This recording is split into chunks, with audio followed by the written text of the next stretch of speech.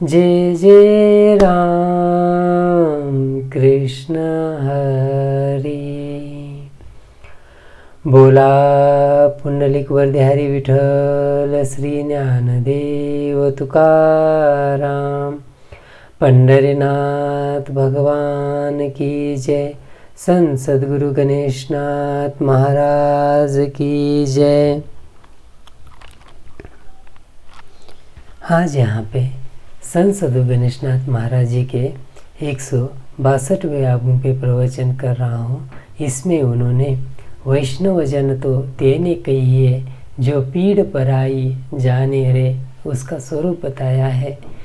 कहते हैं जिसका अंतकरण शुद्ध है और मन में किसी के भी प्रति शत्रुत्व की भावना नहीं है, वही वैष्णव कहलाता है। बिल्कुल सही।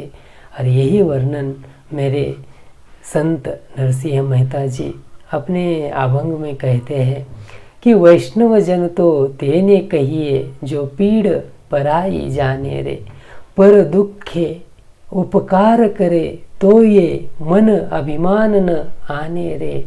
वैष्णव जन तो तेने कहिए जो पीड़ पराई जाने रे, वही तो वैष्णव जन है जिसको पता चला जो मेरे अंतकरण में परमेश्वर परमात्मा का वास है चैतन्य स्वरूप में, वही चैतन्य स्वरूप मेरे सामने वाले के अंतकरण में है। और ऐसा अगर उसको दुख है तो वो इनडायरेक्टली मुझे भी दुख होगा।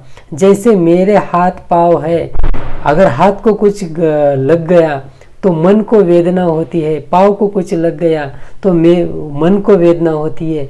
वैसे ही जैसे मेरी इस देह के ये अलग अलग पार्ट है, वैसे ही ये संसार में जितने भी पशु मात्र वृक्ष वल्ली जितना भी है वो सब परमेश्वर ने बनाया है। सब में सूक्ष्म अति सूक्ष्म या दिखने वाले स्वरूप में जीव का स्वरूप उधर वास्तव है। ये जानकर वैष्णव क्या करता है, सबके प्रति अंतकरण में करुणा प्रेम की भावना रखता है और उसी को हम वैष्णव कह सकते हैं। कहते हैं जिसने समभाव भक्ति का स्वीकार किया वही समर्थ है, नहीं तो वह जाति कुल धर्म के अहंकार में जीकर मर जाएगा। बिल्कुल सही। क्या ज़रूरत थी मेरे राम प्रभु को वनवास में जाने की?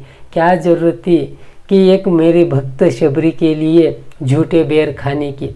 परंतु वो भगवान है, वो भाव के भुकेले है, उनको भाव भक्ति प्रेम चाहिए, वो चाहे कहाँ से भी मिले। वहाँ पे भगवान कुल धर्म गोत्र ये सब नहीं देखता। वैसे मेरे राम प्रभु ने वो सब नहीं देखा। मेरे भक्त शबरी जी माता का वो झूठा बेर खाया क्योंकि उनको पता है उसमें क्या प्रेम भरा पड़ा है और वो प्रेम का सेवन करते हैं। इसलिए अगर हमें भी ये परमार्थिक साधना चलनी है तो इसी समय इसी क्षण जो भी हमारे साथ जुड़ा हुआ कुल है, जो भी जिस भी जाति धर्म प्रांत परंपरा मतलब जिस भी को लेकर हम अभिमान करते हैं कि मैं इस कुल से हूँ, मैं इस जाति से हूँ, तो वो सब छोड़ दीजिए। वो जरूरत नहीं है परमार्थिक मार्ग पर। परमार्थिक मार्ग पर सिर्फ जरूरत है समभाव भक्ति की, अंतकरण में शुद्ध भाव रखने की, भगवंत और भक्त ये ऐसा नाता जोड़ने की। ये बाकी के बातें जगत के लिए छोड़ दीजिए। हमें क्या करना है, परमार्थिक चलना है तो भगवान को देखने का प्रयास कीजिए, बस वही एक नाता है। और अंतकरण में भाव भक्ति, बाकी भगवान कुछ नहीं पूछता। आपको मरने के बाद क्या होगा आपके इस देह का, कोई किसने क्या, मतलब एक तो देखिए ना, सामने ही हमारे कितने सारे लोग मरते हैं, उस जमीन में गाड़े जाते हैं या जलाए जाते हैं।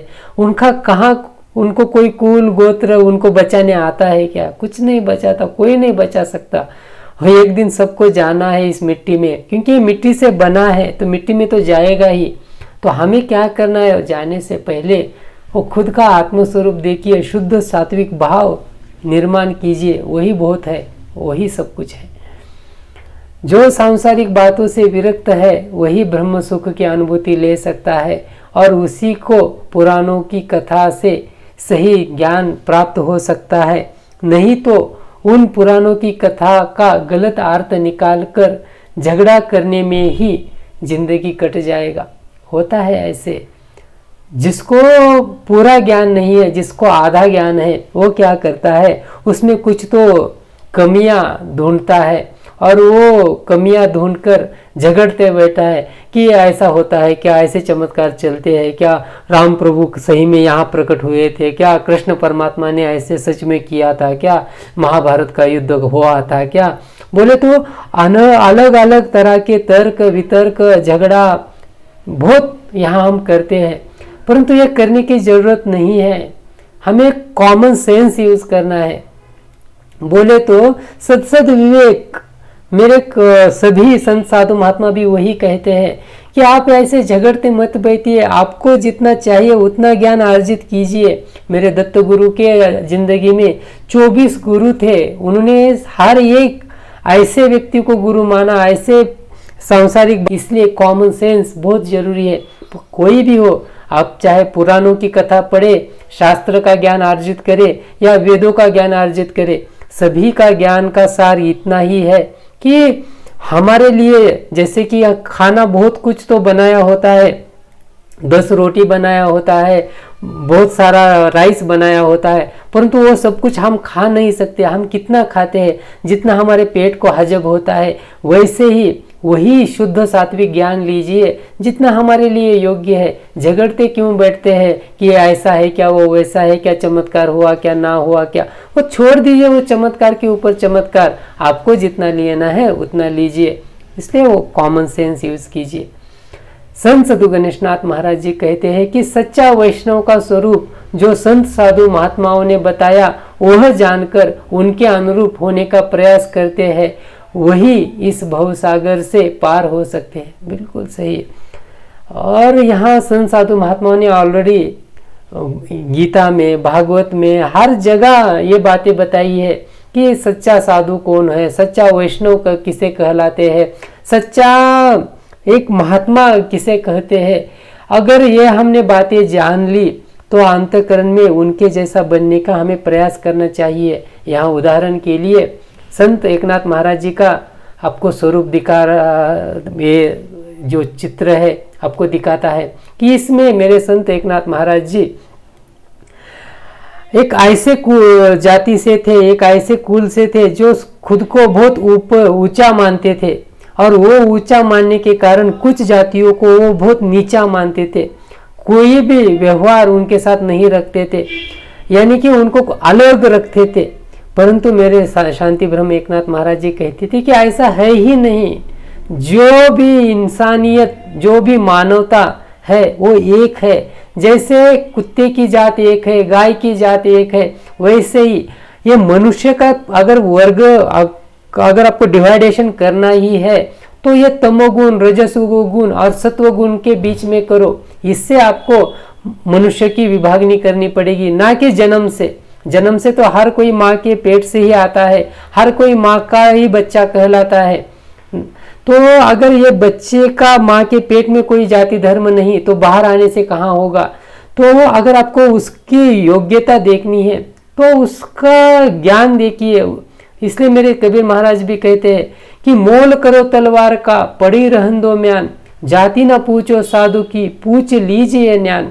अगर पूछना है तो ज्ञान पूछिए, उसकी जाति क्यों पूछते हो। वैसे ही यहाँ एक बच्चा था जो नदी में धूप थी, पाँव जल रहे थे, और ऐसे मतलब वातावरण में वो बच्चा रो रहा था, परंतु इस जाति, कुल, धर्म, इसके अभिमान के कारण उस बच्चे को कोई उठाने के लिए तैयार ही नहीं।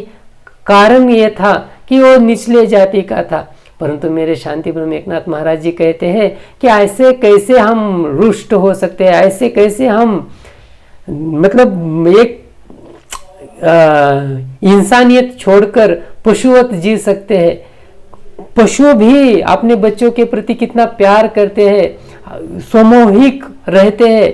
हिरन का झुंड होता है, सिंह का झुंड होता है, हाथियों का झुंड होता है, तो हम भी इंसान है, तो इंसानियत का झुंड क्यों नहीं है? तो वो दिखाने के लिए मेरे शांति ब्रह्म एकनाथ महाराज उस बच्चे को उठा के गोद में लेते हैं और उसके माँ के पास, उसके घर जाके दे देते हैं। तो ये ऐसी इंसानियत अगर जहाँ पे दिखती है, जो हमारे सामने संत साधु महात्माओं ने उदाहरण प्रकट किए हैं, अगर हम भी उसी तरह से जिएंगे, आज के समय में जो भी आमिर लोग हैं जिनके पास करोड़ों में संपत्ति है, और कुछ लोग ऐसे हैं जो रास्ते पे 2 वक्त का खाना उनको नहीं मिलता, तो थोड़ा उनको उन लोगों के बारे में सोचना है और वो करुणा, वो दया, क्षमा दिखानी है, तो तभी ये संसार सुखमय आनंदमय रहेगा। नहीं तो बहुत कठिन समय है दुनिया के सामने, क्योंकि अमीर बढ़ते जा रहे हैं, गरीबी में जीते जा रहे हैं, और ये बहुत सारे इश्यूज यहाँ पे अभी सामने आ रहे हैं। तो इसलिए ज़रूरत है इंसानियत जगाने की, वैष्णव धर्म जगाने की। अगर हम सच्चे वैष्णव कहलाएंगे तो जरूर जगत का कल्याण होगा। गणेशनाथ गणेशनाथ गणेशनाथ गणेशनाथ गणेशनाथ गणेशनाथ गणेशनाथ गणेशनाथ। बोला पुंडलिक वरदारी विठ्ठल श्री ज्ञानदेव तुकाराम। पंढरीनाथ भगवान की जय। संत सद्गुरु गणेशनाथ महाराज की जय।